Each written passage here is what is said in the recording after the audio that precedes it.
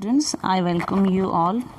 Today we are going to read our first chapter in our 6th class course book A Pact with the Sun. The title of the chapter is A Tale of Two Words, दो पक्षियों की कहानी.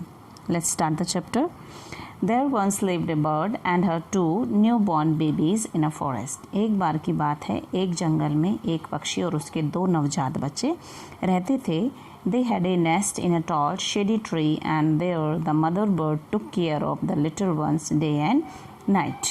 वो एक लंबे से छायादार पेड़ पर उनका घोंसला था, उसमें वो रहते थे और जो मदर बर्ड है वो अपने बच्चों की दिन रात देखभाल करते थे. One day there was a little big storm. एक दिन वहाँ एक बहुत भारी तूफान आया. There was thunder, lightning and rain. वहाँ पर बिजली जो थी गरज रही थी, चमक रही थी और बारिश आ रही थी. And the wind blue down many trees, और हवा ने बहुत सारे पेड़ों को गिरा दिया. The tall tree in which the birds lived also came down. जिस बड़े वृक्ष पर वो पक्षी रहते थे वो भी नीचे गिर गया. A big heavy branch hit the nest and kill the bird. एक भारी सी टहनी गिरी उनके घोंसले पर और जो मदर बर्ड थी वो मर गई. फॉर्चुनेटली, सौभाग्यवश for the baby birds, on baby birds के the strong wind blew them away to the other side of the forest. जो स्ट्रॉन्ग विंड थी उसने उन दोनों बच्चों को जंगल के एक तरफ फेंक दिया. One of them came down near a cave where a gang of robbers live. एक पक्षी जो था वो वहाँ आके गिरा जहाँ पर एक केव थी, एक गुफा थी. किसकी गुफा थी? गैंग ऑफ रॉबर्स, रॉबर्स के झुंड की. रॉबर्स मतलब लुटेरे. द अदर लैंडेड आउटसाइड अ ऋषिज आश्रम अ लिटिल डिस्टेंस अवे. और जो दूसरा पक्षी था वो कुछ दूरी पर एक ऋषि के आश्रम के बाहर जाके गिरा. Days pass and the baby birds became big birds. दिन गुजरते गए, जो बेबी बर्ड्स थे वो बड़े हो गए. One day the king of the country came to the forest to hunt. एक दिन जो देश का राजा था वो वहाँ पर शिकार करने के लिए आया. ही saw a deer and rode after it. उसने एक हिरण को देखा और उसका पीछा करने लगा.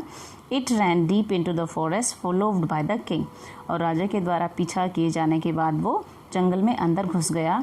Soon the king lost his way and didn't know where he was. जल्दी ही राजा अपना रास्ता भटक गया और उसे नहीं पता था कि वो कहाँ पर है. He rode on for a long time till he came to the other side of the forest. राजा काफ़ी लंबे समय तक अपने घोड़े पर सवारी करता रहा जब तक कि वो जंगल के दूसरे किनारे पर नहीं पहुंच गया. Very tired by now. इस समय तक राजा बहुत थक गया था. He got off his horse and sat down under a tree that stood near a cave. और वो एक अपने घोड़े से उतरा और एक पेड़ के नीचे बैठ गया जो एक गुफा के बाहर था. Suddenly he heard a voice cry out, "Quick, hurry up! There is someone under the tree.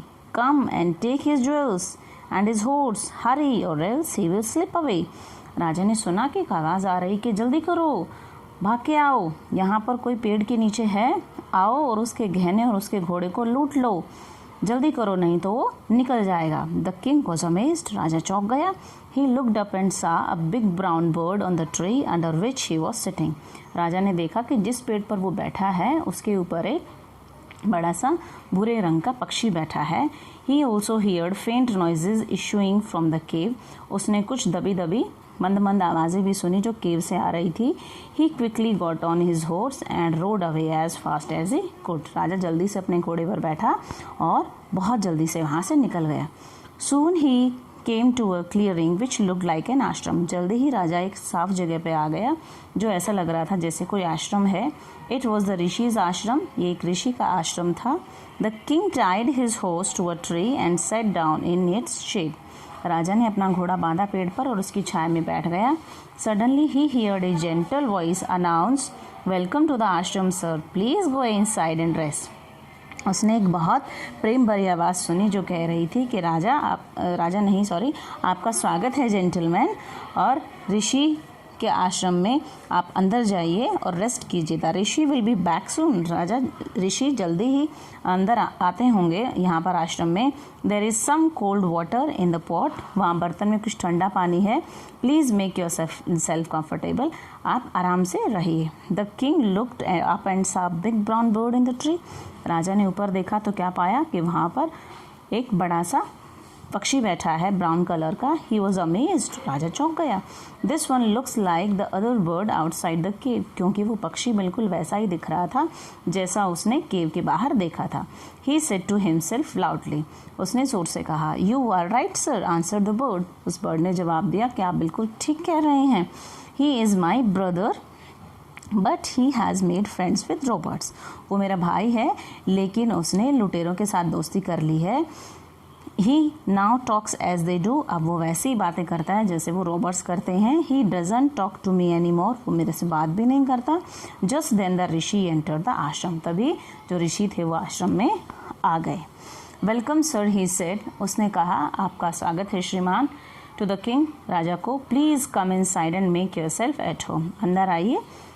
You look tired, rest for a while, then you can share my food, और ऋषि ने कहा कि आप थके हुए लग रहे हैं, आप थोड़ा आराम करिए, फिर हम दोनों खाना खाएंगे। The king told the Rishi the story of the two birds and how each had behaved so differently दो दे लुक्ड सो अलाइक, राजा ने ऋषि को उन दोनों पक्षियों की कहानी बताई और बताया कि वो दोनों कैसे एक जैसे दिखते हैं लेकिन उनके बिहेवियर में, उनके व्यवहार में कितना ज़्यादा अंतर है। The forest is full of surprises, he said, उसने कहा कि ये जो जंगल है ये तो अजूबों से भरा हुआ है।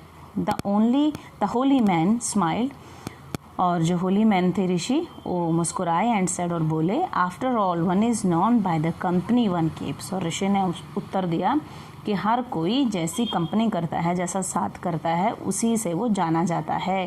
The bird has always heard the talk of robbers, जो एक पक्षी है वो हमेशा रोबर्ट्स की बातें करता है, सुनता है। ही इमिटेट्स देम, उनकी नकल करता है। And talks about robin people, और वो लोगों को लूटने की बातें करता है।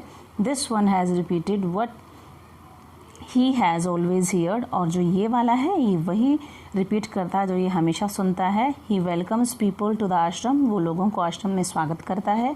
Now come inside and rest, अब आप अंदर आइए और आराम करिए। I will tell you more about this place and these birds, मैं आपको इस स्थान और इन पक्षियों के बारे में और भी बातें बताता हूँ। तो बच्चों, इस चैप्टर से हमें ये शिक्षा मिलती है कि हम सब अपनी कंपनी के अनुसार ही बनते हैं।